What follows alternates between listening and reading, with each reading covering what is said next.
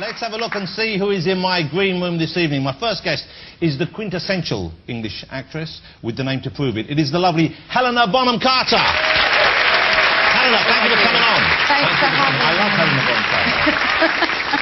You know, Helena, you are only the second double-barrel name guest we've ever had on the show. Who was the other one? It was H from Steps. Hey, lovely to have you here. Thank you very much for coming.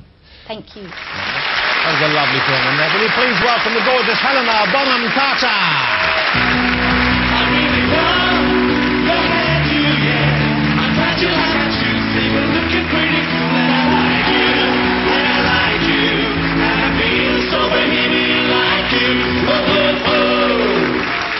Helena, doesn't Helen look great? I love your outfit. Oh, thank you. Sit yourself down.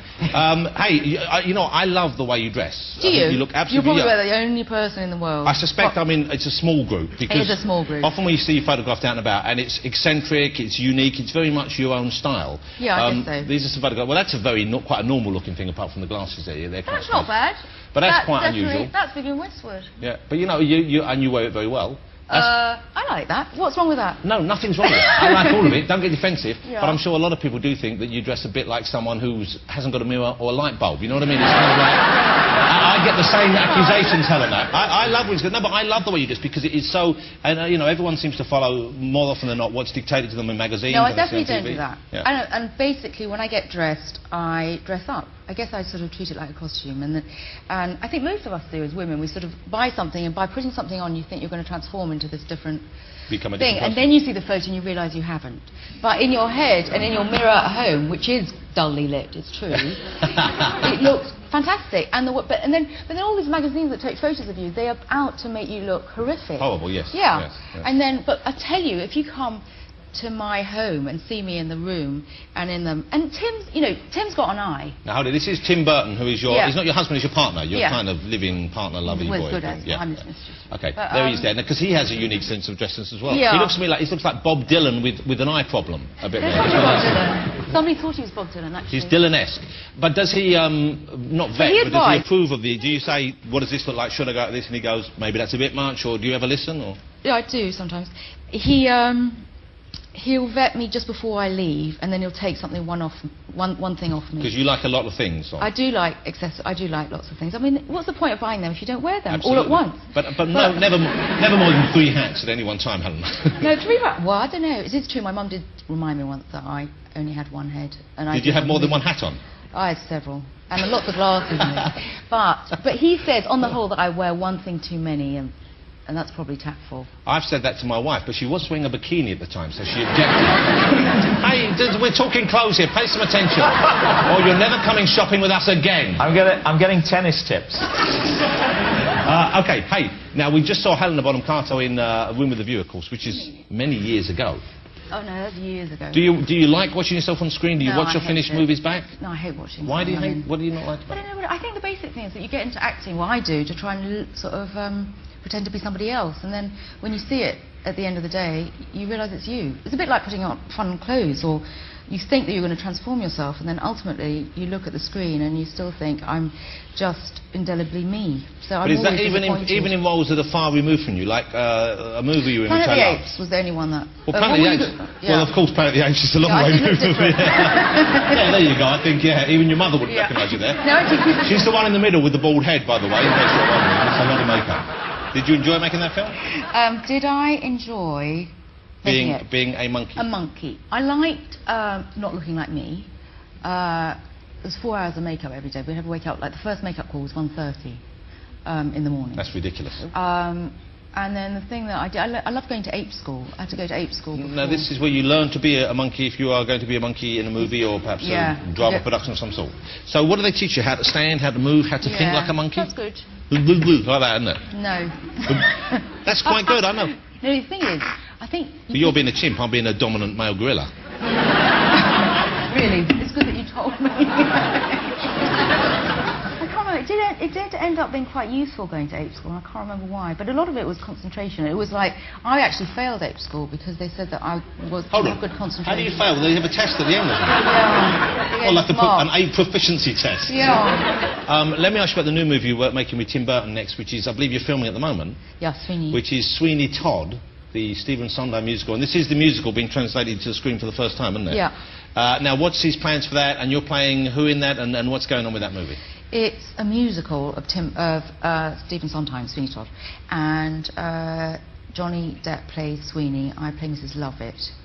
And he basically is a serial murderer, and I make pies out of... You make pies out of the people. And it's got people. some great, weird songs in it, of course, isn't it? It's a brilliant... I've been to see the musical any number of times. I love it. Yeah. No, I love it. I've always loved it. I've loved it since I was about 11. In fact, I've always wanted to be Mrs. Lovett, so it's a complete dream come true. So even when you were a child, you liked the idea of making pies from human flesh? Yeah. In fact, that's weird, because like, when I went up for the part, my great friend of mine, Deb, said, like, well, of course you're going to get it. And I said, well, not necessarily at all. In fact, it was a close run thing.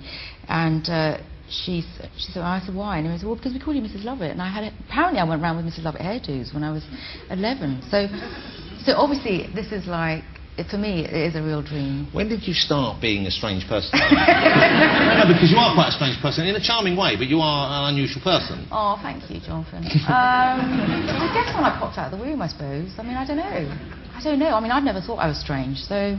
Yeah, but if you were going around dressing like Mrs. Lovett when you were 11, which is great, I love that, you know, but it is unusual. I mean, do you come from a theatrical family? Your parents? No, not at all. Well, I think my mother innately, as a character, might be somewhat theatrical because she's foreign. Oh, well, that's it. Say no more. Where is she from? What part of the world? She's half French, half Spanish. Oh, well, that's a nice mix, I would imagine. Yeah, it's a great mix. And then she's got a bit of Russian in there and a bit of Austrian, Jewish. Yeah, she's a complete I think she's a fantasist. She's invented this past. She claims to come from every part of Europe. She has. Yeah, she really has. She is a mongrel. Was it a bohemian upbringing? I mean, did they let you do more or less what you wanted? Was there a freedom like that you think you enjoyed?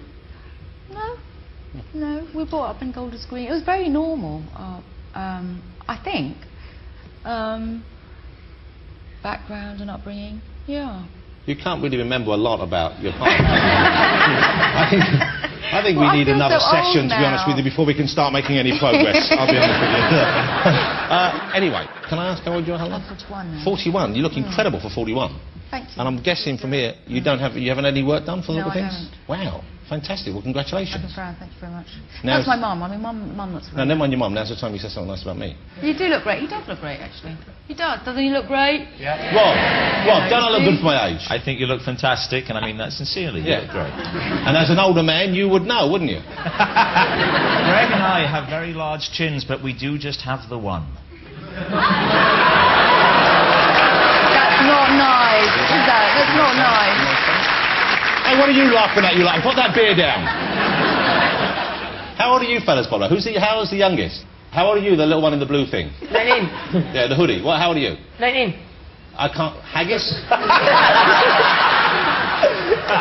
And he's got nits as well. Get the light clean in. Hey, Helena. Yeah.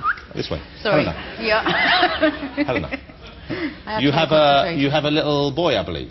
Yeah. How old is he and what's his name? He's 3. What a lovely age, 3. I know, it's fantastic. He's called Billy. Little boy called Billy. And you have, I believe, what would seem to many people quite unusual living arrangements. Is this correct? You and your partner and the baby? It's fantastic. I mean, I suppose what you're alluding to is the fact that we live next door to each other. Okay, so you're in a relationship, a loving, caring, trusting, nurturing, supportive relationship. Yes. And physical, no doubt. Well, Billy does. Of course, he suggest lives that. it. Yeah. And yet you live in 2 separate houses. Yeah. Well, originally they were separate. Now I could say that they are joined. So they're next door to each other. They're next door to each other, but they are joined by this this room. When I got pregnant, we started building this little room to join the 2, so we wouldn't have to go inside and outside. Because also Billy's in Tim's house because I didn't have enough rooms. Well, hold on. But you could have just moved in together, couldn't you? Most people would say, you know what, we've got 2 houses here, we're going to get together now. Yeah. Let's sell them and get a house together, one house. Yeah. The family house. Yeah. Stupid. Not, let's knock a tunnel through. Yeah. Like we're trying to get out of Colditz, maybe in a broom cupboard.